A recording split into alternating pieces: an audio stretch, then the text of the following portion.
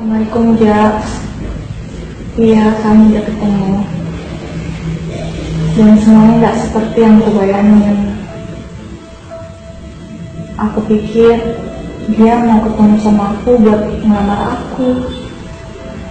Tapi dia malah milih buat mutusin semua hubungan ini.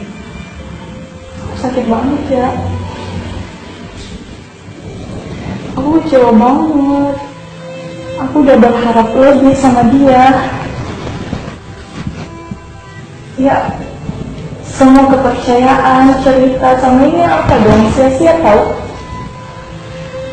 Dan sekarang hanya penyesalan yang tidak terkati. Ya udah, Ya. Sebanyak ya. Kalau dulu.